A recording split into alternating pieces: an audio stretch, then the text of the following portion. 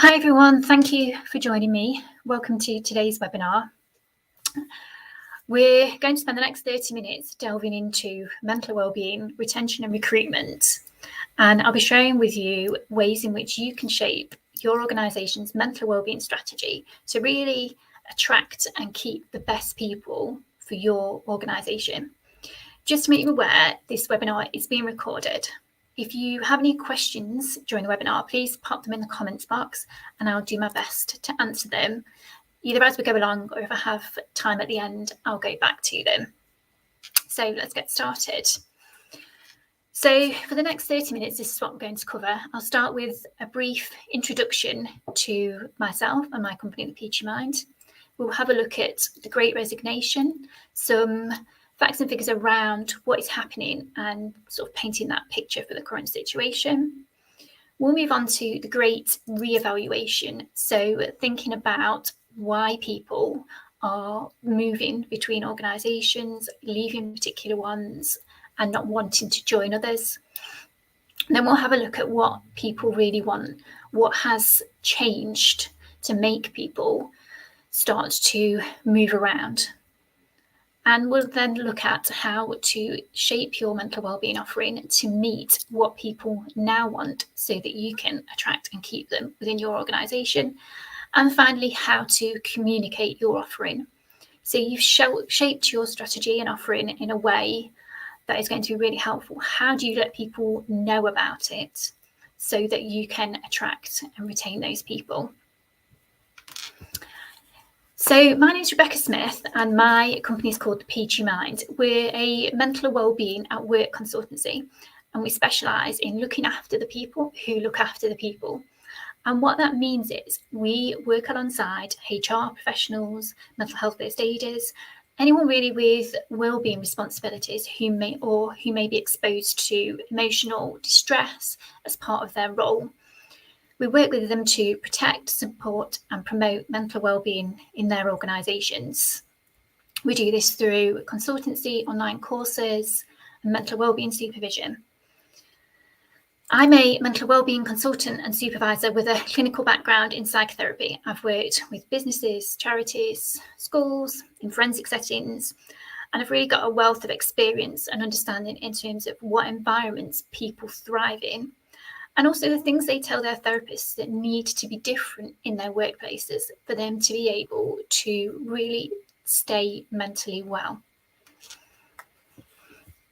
So let's have a look at the picture of what is happening in terms of the Great Resignation. If you're looking to build a case for making changes, or you're perhaps looking for some more investment in mental wellbeing, these statistics could be helpful. It's estimated that 85% of businesses have been impacted by the Great Resignation, and this is a figure that is likely to rise. That's 20% of UK employees are expecting to leave their current employment in the next 12 months. And the research is telling us that they are leaving and moving between companies, so we're not going to see a spike necessarily in unemployment. 32% of UK businesses that have been affected by the Great Resignation have also seen a knock-on effect on employee wellbeing. So those employees that are within organisations where there are gaps in staffing and they are struggling to recruit and retain are being negatively impacted. It's estimated that 31% of businesses are struggling to retain staff at the moment. And just to bring to your attention, 77% of employees expect more of their employer now than they did 2 years ago, so than they did pre-pandemic. And this is not likely to be a passing trend. What we're really starting to see is a shift in culture and priorities and expectations. This isn't something that is likely to change. I suggest it's something which is likely only to increase, at least in the short term, as employers make those adjustments to really meet the new needs and expectations of the workforce. So why are people leaving? Why are people moving? Why are people choosing not to go to certain organisations? Undoubtedly, there are financial reasons, but what we're seeing is that the main reason is mental wellbeing, that people are prioritising their mental health. they're viewing choosing a different workplace as an act of self-care. They've had a time to reflect during the pandemic, and they want a workplace that will support their mental health.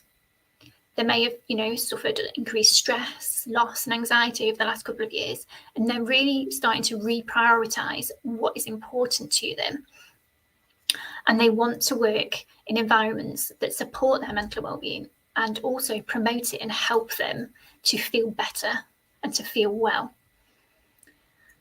Perhaps they weren't happy with how they were treated during the pandemic, and this can be another driver for moving to a different organisation. It's estimated that 69% of people want a fulfilling job that is flexible and aligns with their values. So people really now are looking for work that is meaningful and that aligns with what is important to them. The last couple of years has really highlighted for people that life is short and precious. From a mental health perspective, they're seeing benefits in adopting the attitude of, hang on, I want to work to create the life that I want. I don't want my life to be about work. My work needs to add something. It needs to bring something extra to my life. It needs to have a meaning, and it needs to align with what is important to me as an individual. And we're seeing a real shift from people previously aligning their values with their organisation and finding themselves potentially in situations where there's conflict to now realising, I'm going to choose somewhere which aligns with my personal values. People's identity is no longer solely connected to work. So they've had some time away, and those people where previously everything was tied into their job and what they were achieving are now, from a mental health perspective, realising, hang on, I have some more choices. I have a lot of value that I bring to different situations. People are also valuing connection and belonging. They've spent time away and they've realised the value of community, particularly when they've not been a part of it for a period of time. 66% of people view being able to truly be themselves at work as being an influential factor when choosing an employer. They don't want to have to compromise or struggle with internal conflict or feel as though they have to hide parts of themselves away from their employer. I recently spoke to a CEO of a large law firm who shared with me that one of their unofficial policies was you can fit in or you can leave. I would say it was a more colourful version of that statement. But the reality of that was that it was expensive in terms of recruitment. You build a reputation as an organisation, as a place where people are not valued, and you lose out on those individual strengths and talents. So people are really now seeing the value of being able to be authentic at work and what it costs them in terms of their mental health to work in environments where they feel unaccepted, where they feel they've got to compromise, where they feel they don't belong. That can be really detrimental to self-esteem. So this is part of a bigger picture, really, where we're seeing a move away from individualised medical approaches to mental health and more towards a greater understanding of the impact of the environment that we spend our time in and the impact that has on our mental health and well-being. And people are re-evaluating where they are spending what for most people is the bulk of their time. So if people are leaving, what do they want now? What has changed?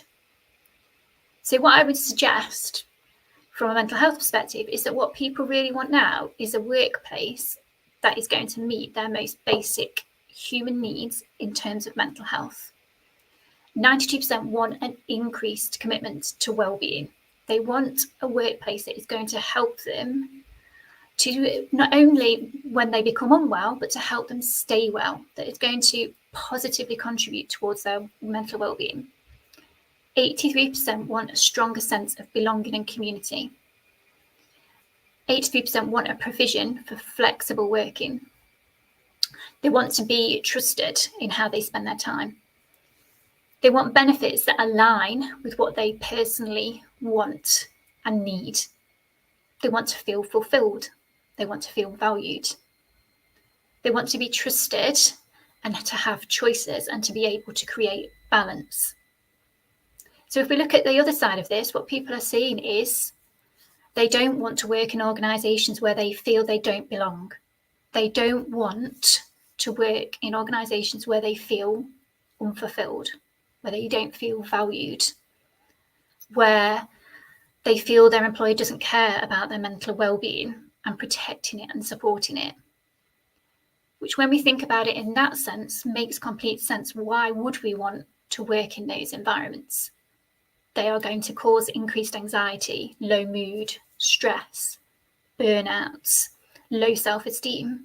What people are now realising is that what they want is the opposite. They want these environments that are going to meet their needs as human beings for connection, belonging, trust, value, fulfillment.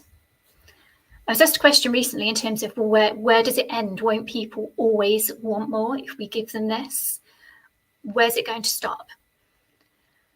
And the reality is that you may need to invest more initially, but then what you will find is that your spending on wellbeing will plateau, because as your culture begins to change, people will remain mentally well for longer. They will be able to support each other. And you will create these cycles of well-being where individuals are able to get help much more quickly and recover much more quickly, and they are able to help each other. So how do you shape your mental well-being offering to begin to deliver what it is that people need?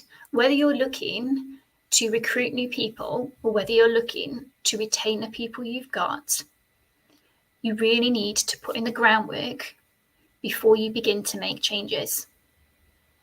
So doing your research will make a massive difference to ensuring you are offering both what will attract new people and what will keep the people you already have.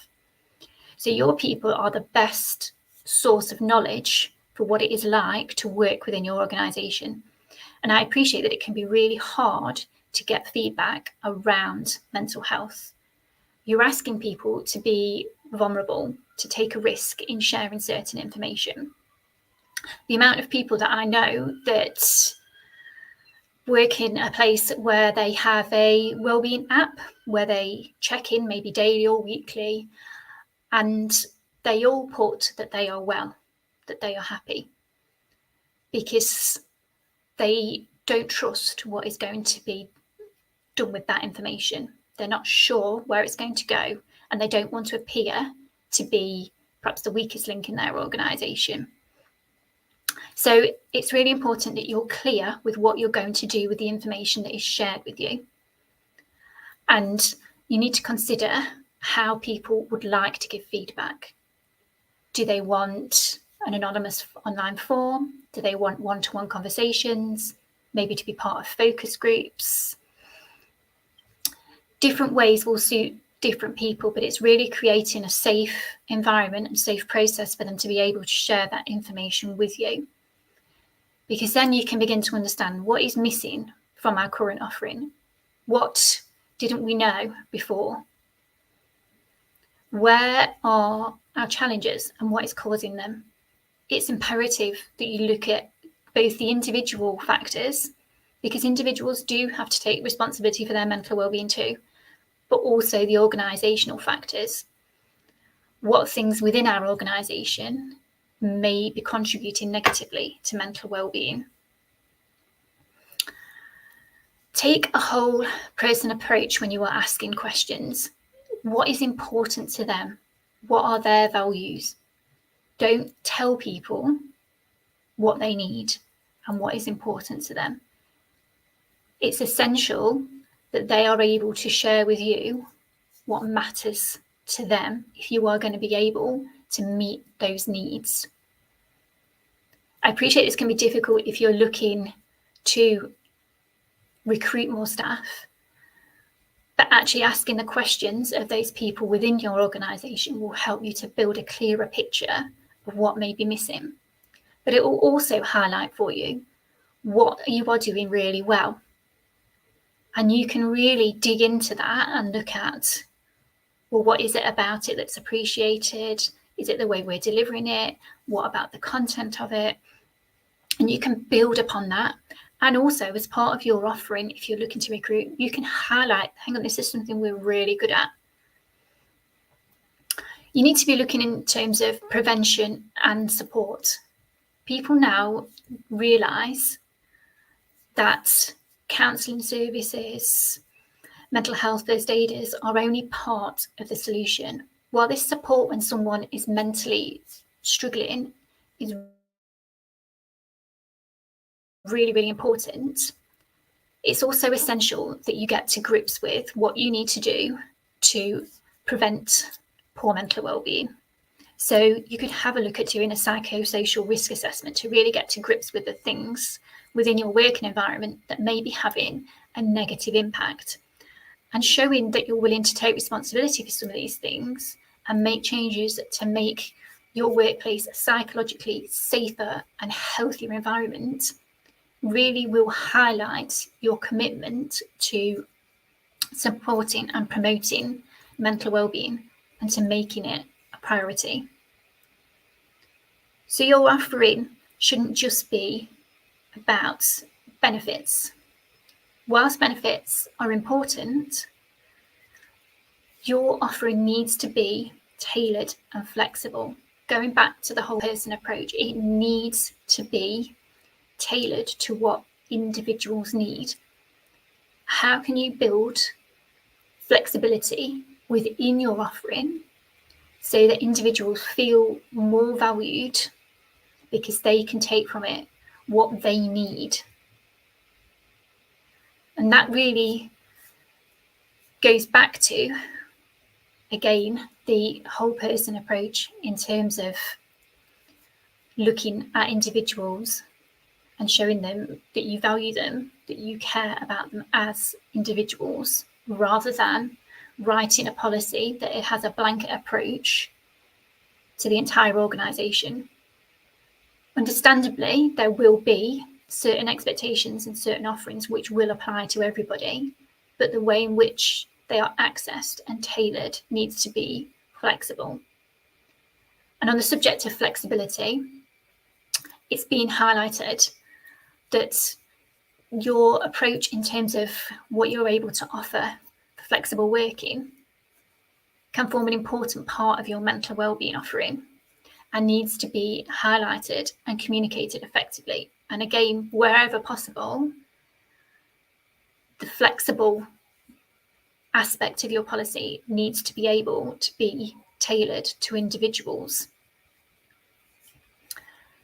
So looking at a little bit at the content of your policy or your offering, make it action orientated.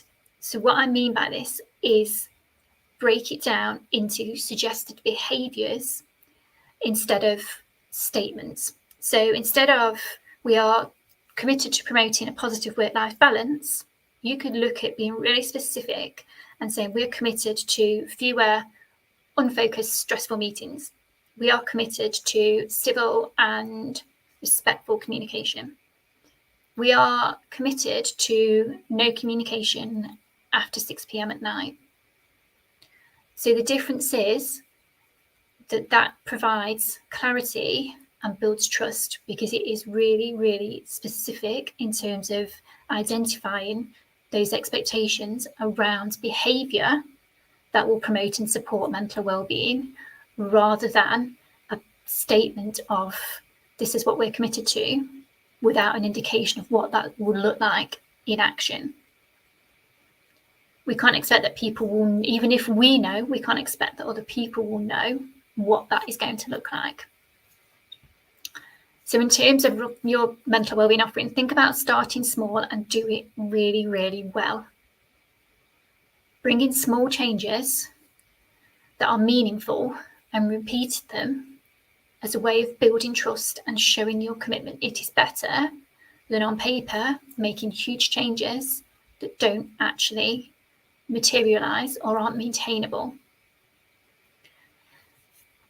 Think about what behaviors you're going to reward and incentivize. What do you want to see more of? And this isn't just formal rewards. The amount of times I see situations where there is a commitment to preventing stress and burnout, but when someone works till midnight or works during their holidays to meet a deadline, it is celebrated, which sends a really conflicting message in terms of mental well-being. So really clear about what behaviour you want to see more of and how you are going to reward it. And as a final point, consider including some detail around gratitude within your mental wellbeing offering. How are you going to show appreciation? We know that appreciation boosts retention because it increases loyalty. From a mental health perspective, people want to feel appreciated, and we need that to be communicated. It isn't enough for us just to feel it about somebody, they need to know it. And again, going back to an individualized approach, certain people will prefer to receive that thanks in certain ways. So there's some ideas in terms of shaping your mental wellbeing offering. So you've begun to do that. How do you then communicate it to current and potential employees? You really want it to have the most helpful, meaningful impact it can. So it's really important that you're able to communicate it. So think about the language you're going to use. How does it translate to the people that are going to be reading it? Will they understand HR language if that's the way in which it's written? If it's going to be shared with potential employees, are there acronyms within it that they might not understand? So think about using really accessible, appropriate language. Be transparent. So share your offering, communicate it widely. Clarity builds trust. It says, we are open, we are honest, we want to share this with you, you are welcome. It also reduces anxiety because it removes uncertainty. Think about what makes you different. What can you highlight that is part of your mental wellbeing offering that is different from other people? So one of the things which I offer, which is mental wellbeing supervision, isn't something which yet, amongst organisations sort of outside of the NHS, is widely offered. If you offer something that is different, maybe in terms of ongoing support, maybe in terms of your mental wellbeing offering, how do you highlight that? Consider different communication channels and learning styles. So think about the people that you're looking to communicate your wellbeing offering to and how they would like to receive that information. So it may be that some people would prefer it to be written down, maybe in an email. Some people might prefer it in a webinar type situation. Maybe some people prefer a video. Again, it builds that environment of trust and of value by showing that you are committed to it being understood by as many people as possible. Think about what are the commitments and understandings that underpin your formal policies. So what are those informal expectations around perhaps behaviour and communication? And finally, I would argue is one of the most important ways of communicating your wellbeing offering is by role modelling it, both yourself and within the organisation. So ask yourself the questions of, do you take a lunch break every day? Do you answer emails in an evening? Do you respond to work queries when you're on holiday? If on your wellbeing offering it states that you are committed to a work-life balance and these are the actions, and then you don't take a lunch break, you respond to emails in an evening, or you answer the phone whilst you're on holiday, you erode trust in your wellbeing strategy. And you say that actually we can communicate this offering to you, but our expectations are this. There is a conflict and a mismatch between what you are offering and what you are doing. If you want people to really believe it and buy into it and feel that they can not answer emails after 6 o'clock at night, can take their lunch breaks, can go on holiday and not communicate with work, you need to demonstrate that. And really, just to finish off, what we're looking to develop is a human solution for what are fundamentally human challenges. What people now really want is a wellbeing offering that is going to meet those really basic, fundamental human needs of, I want to belong here, I want to feel trusted, I want to feel fulfilled, I want to feel valued, I want to feel safe. And making improvements to your offering to begin to offer more of those things will help you to both retain and recruit the best people for your organisation. It will help you to become a place where people want to work, where people know that they can thrive and will be supported in doing so. Thank you for joining me today. My next webinar next month is going to be all about courageous, compassionate conversations. So how to talk about mental wellbeing at work.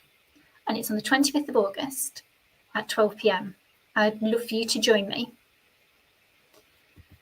And that just leaves me really to say thank you again for spending the last half an hour with me.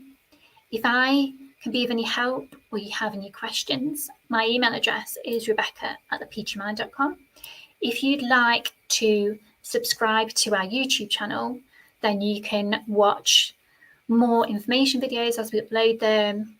You can keep up to date with our webinars and watch previous recordings. So thank you for joining me. Goodbye.